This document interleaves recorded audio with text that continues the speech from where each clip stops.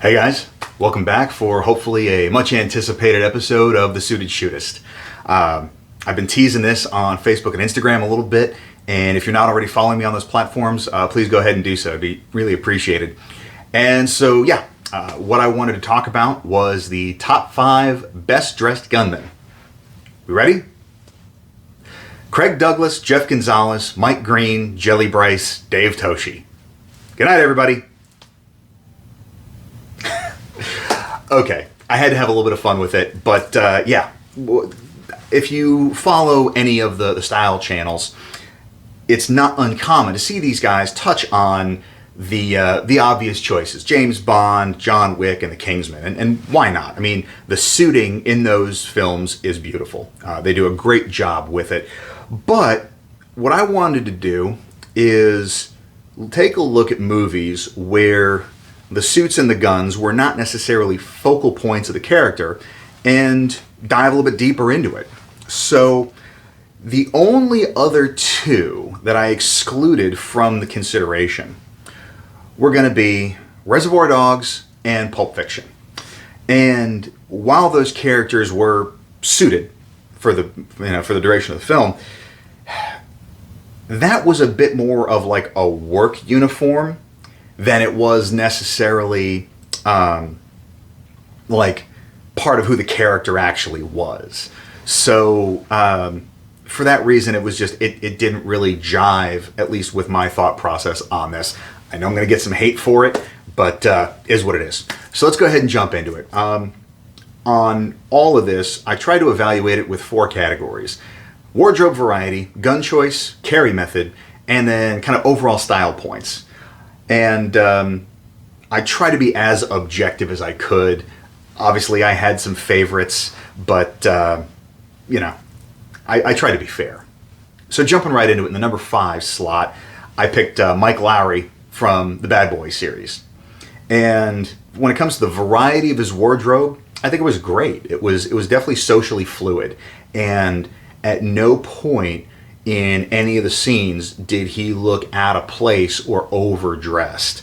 And especially given the kind of the Miami setting for the films, it's kind of a flashy town anyway, so it definitely played well into it. When it comes to the gun choices, there was a bit of variety there, but kind of the underlying theme for most of them was he seemed to favor metal frame SIGs. And I think that's a great option, because when you look at it, the SIG 226 series and the 225s, those have been choices for everybody from the SAS to Naval Special Warfare to a couple investigative branches of the military. So when it comes to high reliability and someone that gets in prolonged firefights like he does, I think it was a good option to go with. Carry method, especially when you factor in that he's a dope cop, so he's doing a lot of driving around, seated at a desk, all that kind of stuff. The shoulder holsters that he opted for, again, make perfect sense. And paired with a double action gun, I think it's a relatively good choice. I've been playing with the shoulder holster thing a little bit, and I'm going to be doing a little more content on that in the future. But suffice to say, I think that with that context, it certainly wasn't a bad choice. What was a bad choice, and I had to ding him on, was that small to back holster from the first movie. We all know that's kind of a big safety issue at this point, so I had to knock him on that, and that's what put him in the number 5 slot.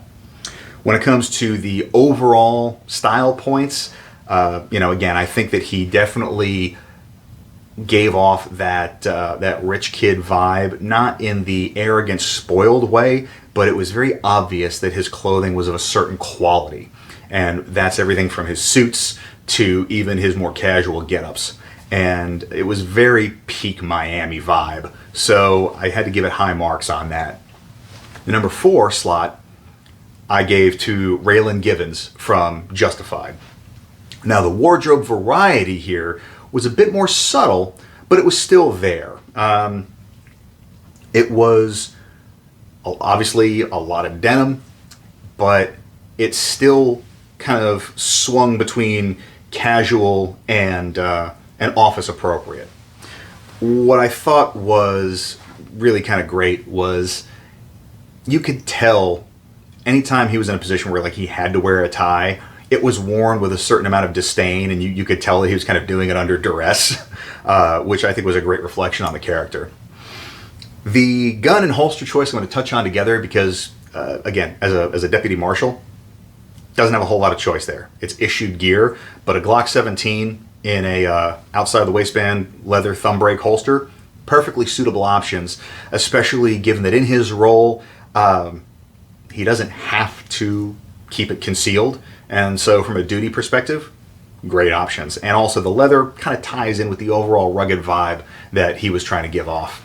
And again, overall style points, I think was fantastic. He was a very self-assured character. You know, you could tell he really just had a good sense of who he was as a person, and his clothing reflected that.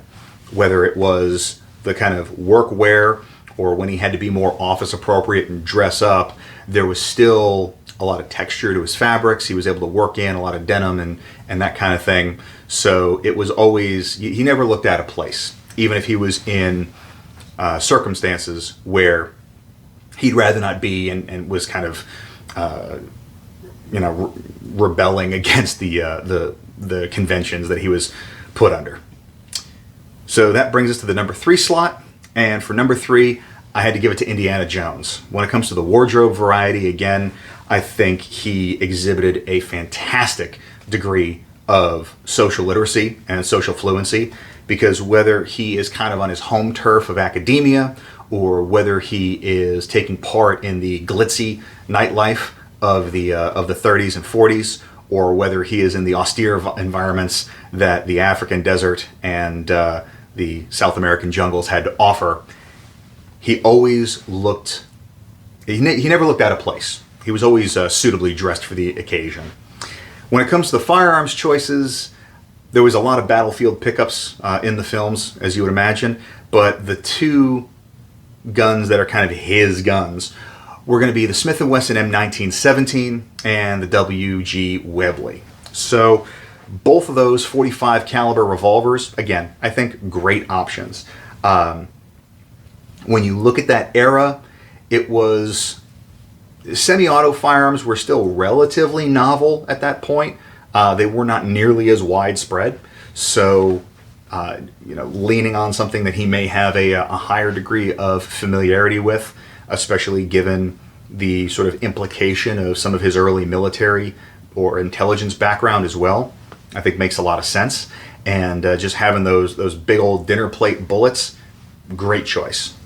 Carry method, I think, also was a very smart decision, because the carry rig that he's most well known for is that leather flap kind of cavalry style holster, and I think it's a brilliant choice because it protects his gun from the elements. Dirt and all that other stuff keeps you from going up those actions. Great, brilliant, and I think it jives well with the firearm choice. There's a couple instances where he just had to go straight vaquero carry and no holster, just appendix down the front of his pants.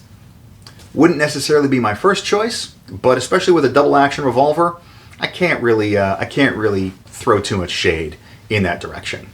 And then when it comes to overall style points, I mean, let's be honest, there are a few cinematic characters that have the same sort of suave sophistication and the same way with words that Indiana Jones does, and so I had to give him high marks across the board for that. And so that's what brought him right smack dab in the middle of the pack. The number 2 slot was one that I really wanted to be top of the list, but it's not going to come as a surprise to anybody. So in the number 2 slot is going to be Frank Bullitt from Bullitt, and again, I'm sure it's not a shock to anybody watching this. I'm definitely a bit of a McQueen fanboy. When it comes to the wardrobe variety, again, there wasn't a huge breadth, but what we saw throughout the film, I think, was a good representation. I remember reading that Steve McQueen actually did the wardrobe shopping for the character himself at Sears because he thought it would kind of lend more authenticity to it. The gun choice is really what made this, because Frank Bullitt carried a Colt Diamondback, which I think was a brilliant decision. Unlike the sort of common investigator sidearm of the era, which was the Detective Special, the Diamondback had better adjustable sights, and it also had a shrouded ejector rod, which kind of protected it from damage and getting bent.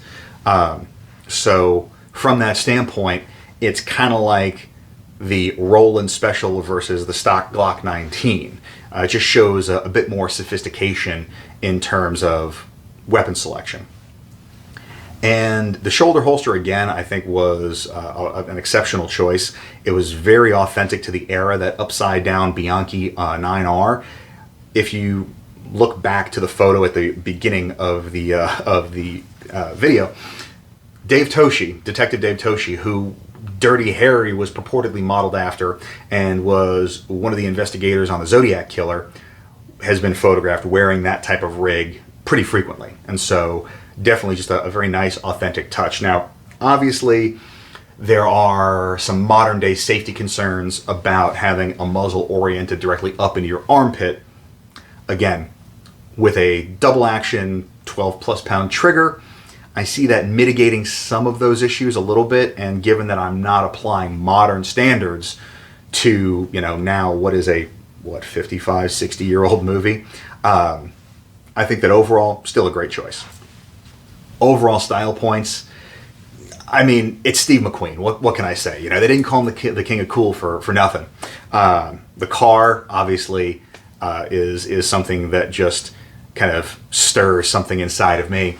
And I also got to give credit where credit's due. Steve McQueen, in fact, was the first person to recognize the applications of the turtleneck as a tactical garment. So, being the inventor of the tactile neck, I kind of got to give that one to him. Now, the number 1 slot is what's going to either amuse or anger a lot of people. This is going to be interesting, because it's not necessarily a supremely well-known movie. But I definitely think that it belongs on this list. And the number 1 slot I gave to Val Kilmer's portrayal of Scott in the movie Spartan. If you haven't seen it, absolutely go see it. It's a great film. When it comes to the wardrobe variety, again, I think it demonstrated a brilliant level of kind of social fluidity. Whether he is functioning in kind of an investigative role, he's got that kind of classic noir detective vibe going on, or when he's basically trying to kind of shake down and interrogate another law enforcement officer, he kind of has that off-duty cop thing going on, or the kind of skeevy scumbag when he is trying to extract some information out of some escaped prisoners. I think it just, the breadth of all that, again, it looked authentic. It really played well to what he was trying to communicate. And I think the gun choice was smart too, because, again, while there were battlefield pickups throughout the film, the 1911 Series 70 was kind of his primary pistol choice. And given that this was an operator from the unit or some similar organization, in that era, the 1911 would have been his duty sidearm, so it would be the pistol with which he is most familiar. But running a bone stock one makes a lot more sense, because having something that's heavily customized or modified, number one, can give a bit more information as to the user, and if he's in a position where he has to ditch the thing, it's just a whole lot more palatable to ditch a $700 gun instead of a $1,700 gun. Same thing with the carry method. Again, went Vaquero carry, just Mexican carry, no holster, and again, people are going to sort of recoil from that with a single action gun. But again, with the 1911 manual safety and the grip safety, again, it's not something that I would recommend, but especially for somebody with that level of proficiency, I can see it being a workable option given the circumstances. And style points wise, just the fact that he had this very collected undertone the entire time, very controlled. Arguably one of the best lines from the film. You had your whole life to prepare for this moment. Why aren't you ready? So yeah, that's my top 5. Who'd I miss? What I will do is, in the pinned comment is going to be the actual spreadsheet of everybody that I put up for consideration. And so let me know what your thoughts are. Who did I miss? Who do you think should have been in the number 1 spot? Put that in the comments. And if you make a compelling enough case for it, or you give me a real good laugh, I'll send you a sticker. So let me know what you think. Hopefully you guys enjoyed this. I wanted to have a little bit of fun with it. And so aside from that, I hope everybody has a fantastic week. Stay dangerous and stay sharp.